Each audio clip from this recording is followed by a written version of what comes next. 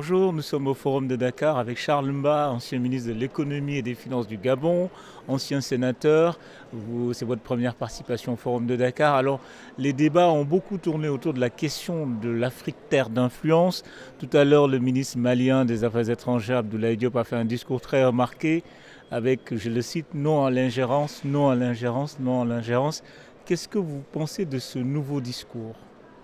Alors, évidemment, non à l'ingérence, mais euh, euh, lorsque l'ingérence est nocive, il faut effectivement la rejeter. Mais je fais partie de ceux qui considèrent que Kouchner n'avait pas trop tort quand il parlait de l'ingérence humanitaire. Il est possible que lorsque les conditions d'atteinte à l'humanité se présentent, ceux qui en ont les moyens décident de s'ingérer pour rétablir ce qui doit l'être. Oui, mais monsieur le ministre, là on parlait d'ingérence politique, les Russes, Wagner, le franc CFA, toutes les questions qui fâchent, disons. Oui, ma nature personnelle n'est pas trop de verser dans les questions qui fâchent seulement, parce que euh, ayant été aux affaires, je pense que les problèmes doivent souvent être résolus plus simplement, plus concrètement, plus factuellement. D'accord, mais encore, au-delà de la fâcherie, comment on sort quand même de cette situation où l'Afrique, on l'a vu, hein, la ministre française hier qui a fait un discours pour demander aux Africains de soutenir l'Occident, la France dans la guerre contre la Russie. Et donc de notre côté, une partie des Africains qui refusent net, de façon très, très tranchée. Est-ce qu'on n'est pas dans une nouvelle guerre froide où l'Afrique risque encore d'être victime? Non, l'Afrique ne sera pas victime parce que je pense que justement les nouvelles générations sont plus éclairées, plus éduquées, plus formées. Elles peuvent donc plus facilement saisir les défis derrière les mots. Mais moi j'ai entendu la réponse du président Macky Sall qui est une excellente réponse, qui est de dire la question n'est pas pour nous, pour l'Afrique, d'hésiter entre ce qui est bien de ce qui n'est pas bien. Hein.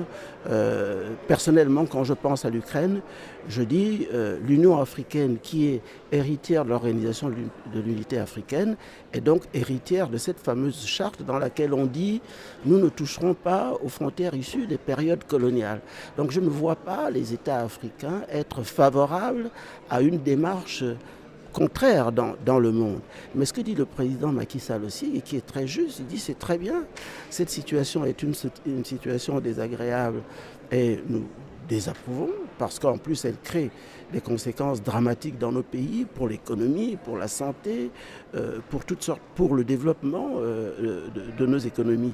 Mais quand nous étions dans la difficulté hier, il y a eu moins d'empressement à venir nous soutenir. Oui, c'est ça, parce que bon, ça a Deux été poids, souligné deux aussi, mesures. oui, quand vous voyez la mobilisation du monde pour venir au secours de l'Ukraine, est-ce qu'il n'y a pas effectivement deux poids, deux mesures dans les relations internationales et la géopolitique au détriment de l'Afrique? Il y a manifestement deux poids, deux mesures. Et comme on dit chez nous en Afrique, là, même l'aveugle voit que c'est injuste. Mais en même temps, je ne suis pas personnellement enclin aux incantations. Je crois que l'Afrique se développe.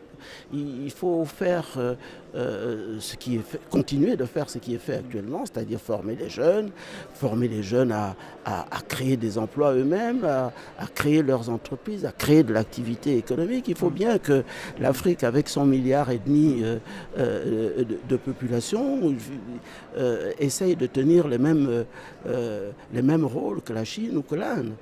Mais ça demande que, non pas que nous restions dans les discours, dans les incantations ou dans les anathèmes, mais que nous travaillions concrètement. Et là, nous avons effectivement besoin de mettre en place nos solutions, de mobiliser nos propres moyens.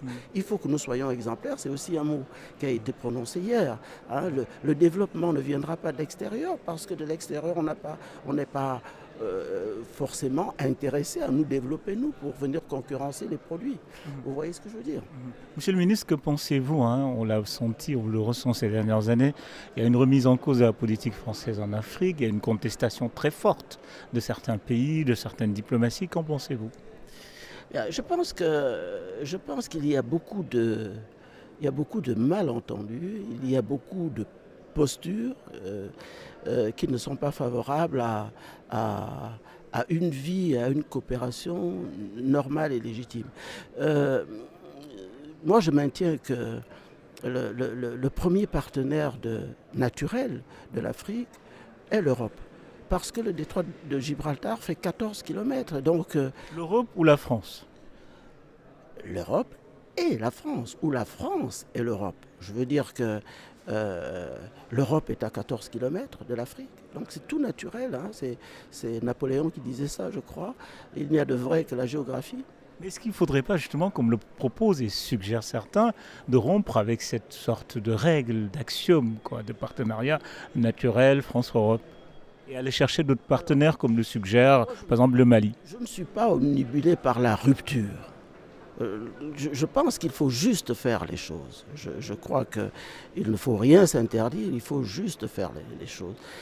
L'Afrique doit se développer, doit développer ses entreprises, ses industries, dont les produits viendront naturellement concurrencer les autres produits, qu'ils soient français ou d'autres origines, sur le marché international. Donc il faut juste faire les choses.